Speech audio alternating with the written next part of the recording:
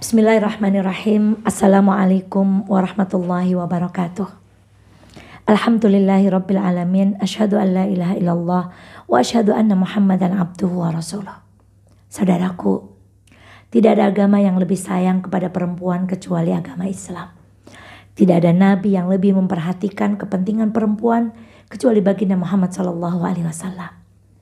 Namun Nabi walaupun sayang kepada perempuan, Nabi tetap mengabarkan satu kabar yang luar biasa, bahwa di antara pemandangan yang beliau saksikan saat Isra Mi'raj adalah pemandangan di mana yang paling banyak menghuni neraka adalah perempuan. Maka sudah semestinya di bulan Ramadan ini perempuan lebih bersungguh-sungguh mencegah dirinya untuk terjerumus ke dalam perbuatan-perbuatan buruk.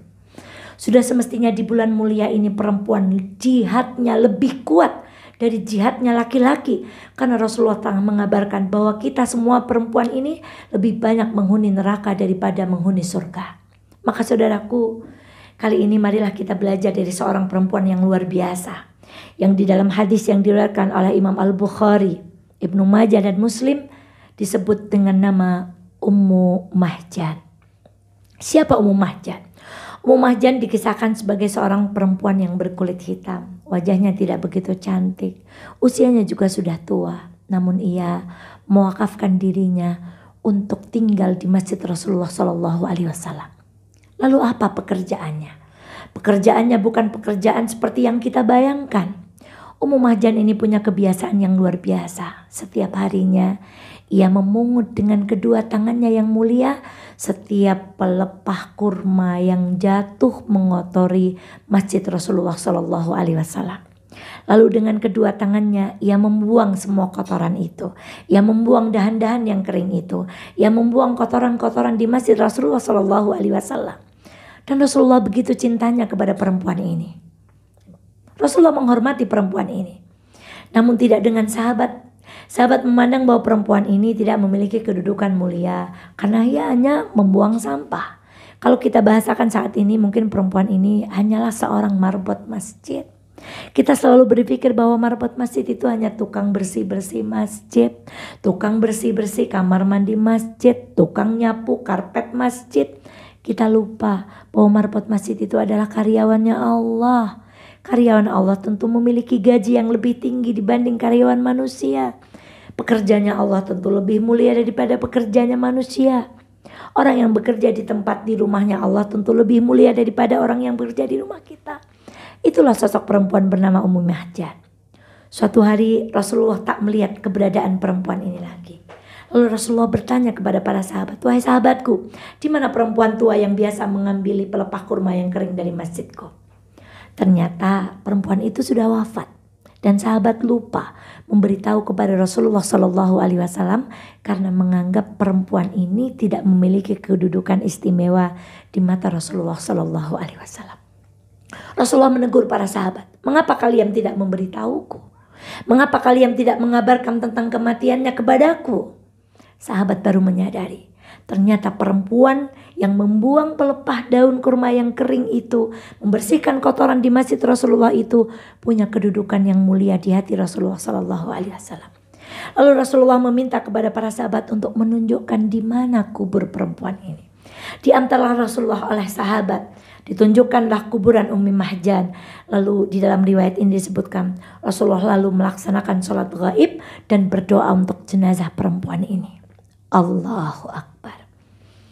Ibu-ibu, ummahat, mbak-mbak, siapapun, bahkan saudaraku ikhwan, belajarlah dari perempuan ini.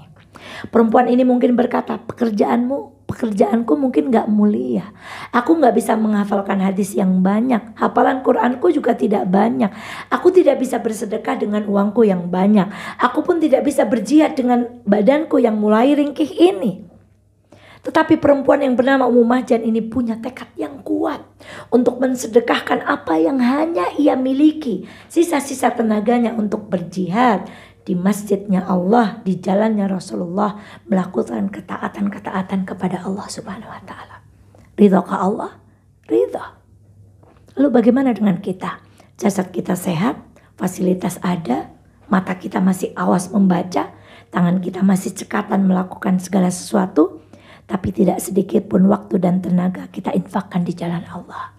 Maka saudaraku khususnya muslimah, mari Ramadan tahun ini kita jadikan jasad kita, kemampuan kita, yang mampu dengan hartanya berziarah dengan hartanya, yang mampu dengan ilmunya berziarah dengan ilmunya, yang mampu dengan fisiknya berangkatlah, yang mampu dengan pemikirannya berangkatlah. Tapi jangan sampai kita tidak punya amalan yang kita andalkan di sisi Allah Subhanahu wa taala. Ya, inilah kisah dari seorang perempuan luar biasa, Ummu Mahjam, seorang marbot masjid. Pekerjaannya sederhana, tetapi Allah ridha, tetapi Rasulullah cinta kepadanya, tetapi Rasulullah memberikan kedudukan khusus di dalam hatinya, sampai-sampai Rasulullah mendoakan khusus bagi perempuan ini. Saudaraku muslimah di Wonosobo dimanapun berada, semoga Ramadan ini kita termasuk orang-orang yang mendapatkan kemuliaan dari doa-doa Rasulullah. Termasuk perempuan-perempuan yang akan menghuni surga. Termasuk perempuan-perempuan yang akan diselamatkan dari ganasnya api neraka. Lantaran kita menjadi perempuan-perempuan yang taat di hadapan Allah dan mencoba memberikan apapun yang kita punya. Sekecil apapun, sesederhana apapun yang kita miliki untuk kita sedekahkan di jalan Allah. Selamat melanjutkan aktivitas di bulan Ramadan. Semoga puasa kita diterima. Semoga lelah kita hari ini diterima. Semoga capek kita hari ini diterima. Kita menjadi orang-orang yang diridhai oleh Allah Subhanahu wa taala. Wallahu taala alam bissawab. Assalamualaikum warahmatullahi wabarakatuh.